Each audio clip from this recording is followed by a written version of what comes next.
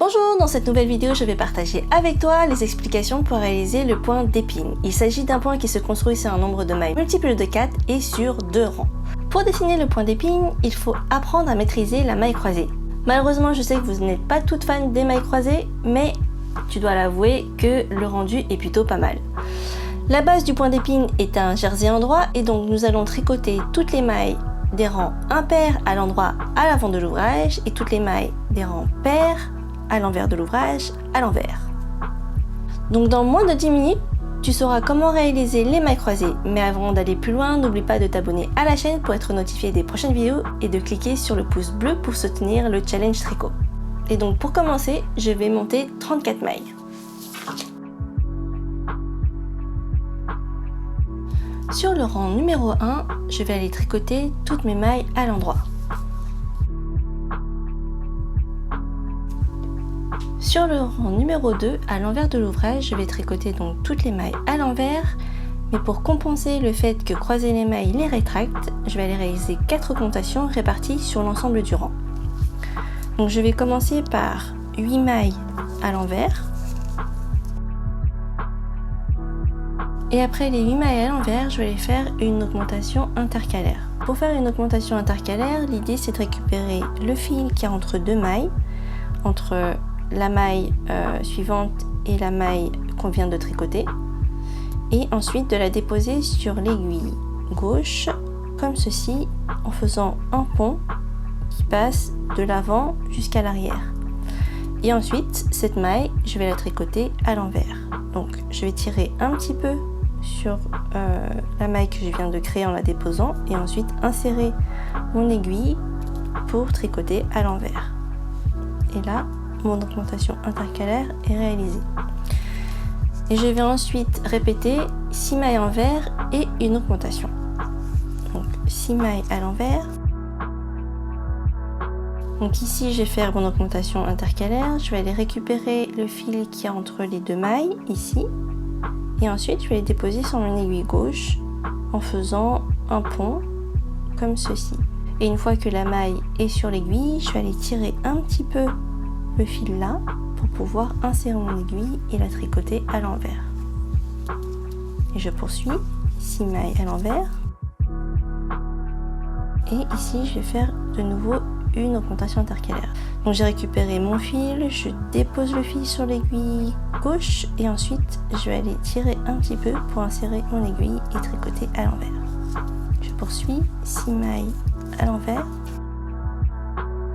Et ici, je fais ma dernière augmentation. Je vais récupérer le fil, le déposer sur mon aiguille gauche et insérer mon aiguille pour la tricoter à l'envers. Et je termine par 8 mailles à l'envers.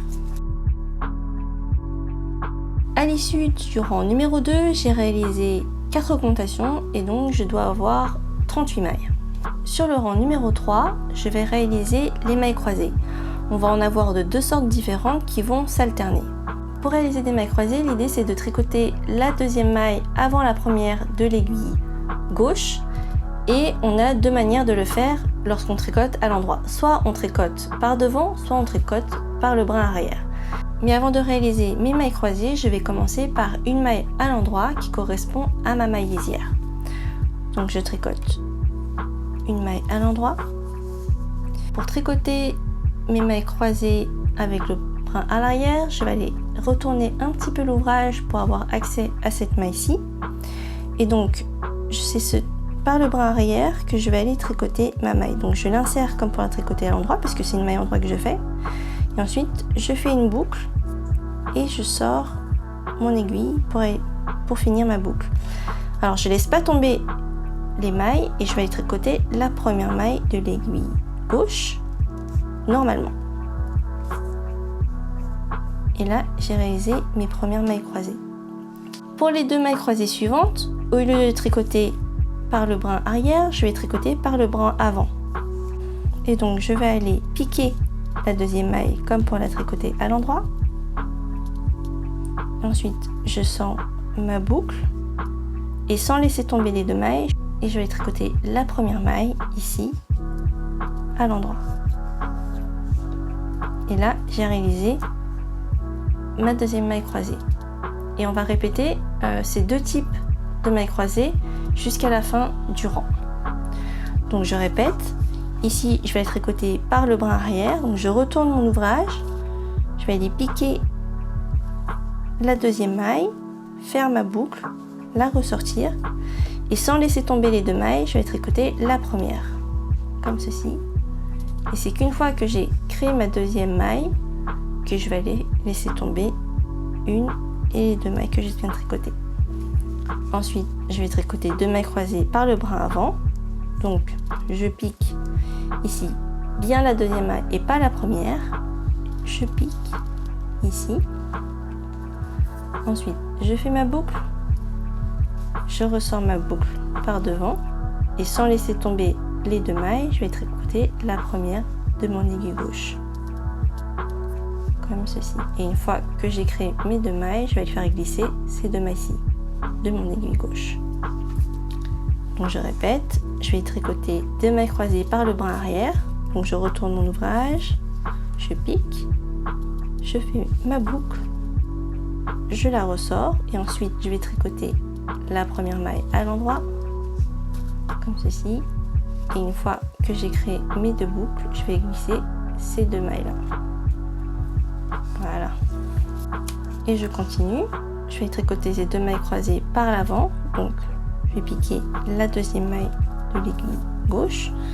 Je fais ma maille à l'endroit. Je la ressors. Et une fois qu'elle est tricotée, je vais tricoter la première de l'aiguille gauche. Je fais ma boucle. Et une fois que mes deux mailles sont créées, je vais glisser ces deux mailles-ci.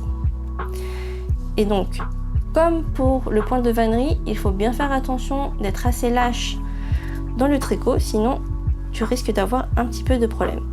Et donc on poursuit ce motif là, donc des deux mailles croisées, soit par le brin arrière, soit par le brin avant, jusqu'à la fin du rang. Je termine par deux mailles croisées par le brin avant et une maille à l'endroit. Sur le rang numéro 4 et sur tous les rangs pairs, je vais tricoter toutes les mailles à l'envers. Et donc là, je viens de terminer mon rang numéro 4 et on voit le point qui se dessine tout doucement. Et donc on a un groupe de mailles qui se dirigent soit par la gauche, soit vers la droite. Et on aura ce résultat en répétant les rangs 3 et 4 jusqu'au rang 45. En supposant que je viens de terminer le rang 45 au rang 46 à l'arrière de l'ouvrage, je vais aller faire les diminutions qui me permettent de retrouver mes 34 mailles de base. Donc je vais répéter 6 mailles envers et 2 mailles ensemble à l'envers jusqu'à la fin du rang et terminer par 6 mailles envers. Donc je fais mes 6 mailles envers. Et ensuite 2 mailles ensemble à l'envers. Donc au lieu d'en tricoter une seule, je vais récupérer 2 mailles ensemble et les tricoter ensemble. Et ensuite je répète, donc 6 mailles à l'envers